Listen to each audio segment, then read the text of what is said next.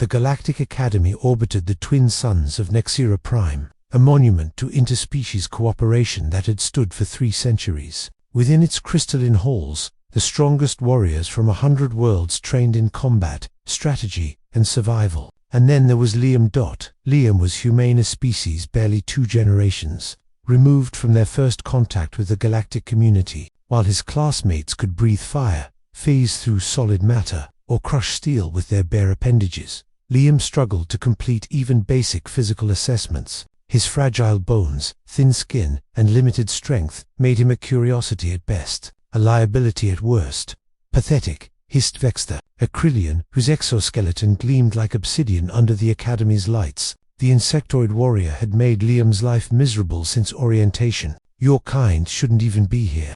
Liam picked himself up from the training mat for the 4th time that hour, his ribs aching from Vexter's latest strike. Around them, other students watched with varying degrees of pity and contempt. No one intervened. That was the Academy way. The weak learned or they left. But Liam didn't leave. Every morning he arrived early to practice. Every evening he stayed late to study. The instructors noted his determination, but privately doubted he'd survive his first field assignment. It was after one particularly brutal session that Liam noticed her.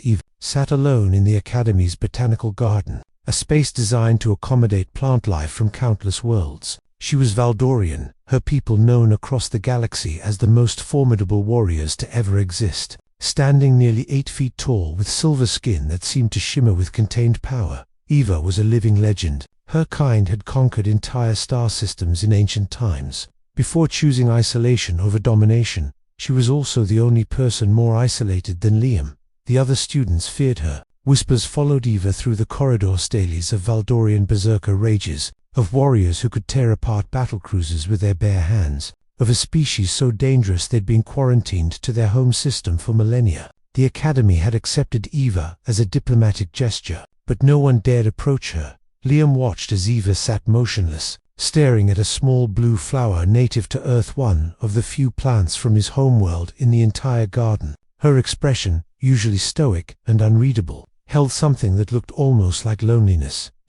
Without thinking, Liam walked over. "That's called a forget-me-not," he said quietly.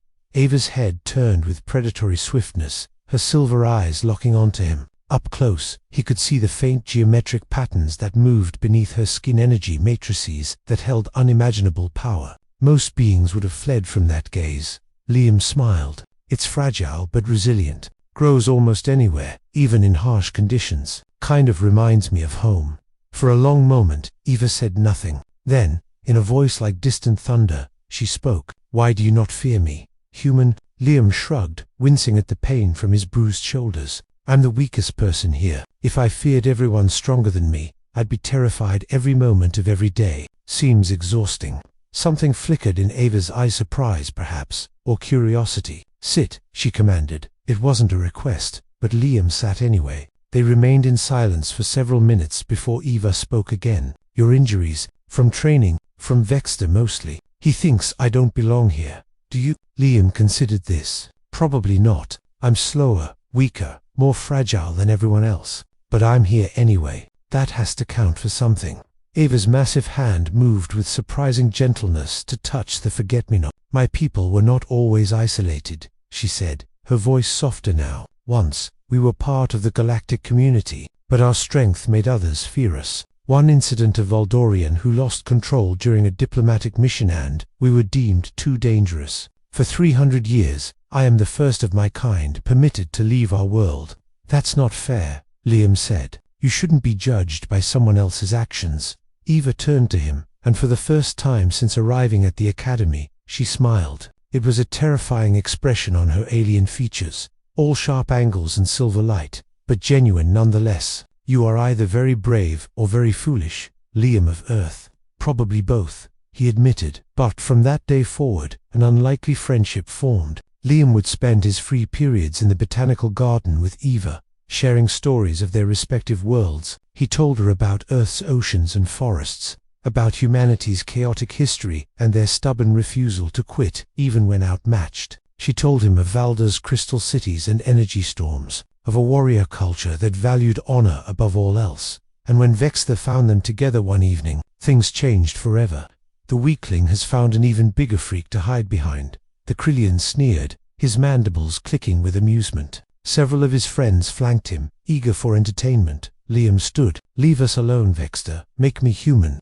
The Krillian's clawed fist shot forward with deadly speed, but it never connected. Eva moved faster than thought itself. One moment she was sitting, the next, she had Vexter suspended in the air by his throat, her silver skin blazing with barely contained energy. The temperature in the garden dropped 10 degrees. The very air seemed to crystallize around her.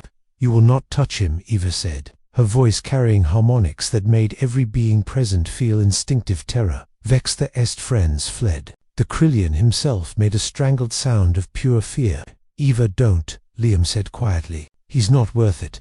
For 3 heartbeats, Eva remained motionless, a living weapon deciding whether to fire. Then, slowly, she lowered Vexter to the ground. The Krillian scrambled away, his exoskeleton pale with shock. Eva turned to Liam, the energy fading from her skin. "Why did you stop me? He has tormented you for months." "Because you're not what they say you are," Liam replied. "You're not a monster or a weapon. You're my friend. And friends don't let friends throw away their futures over bullies."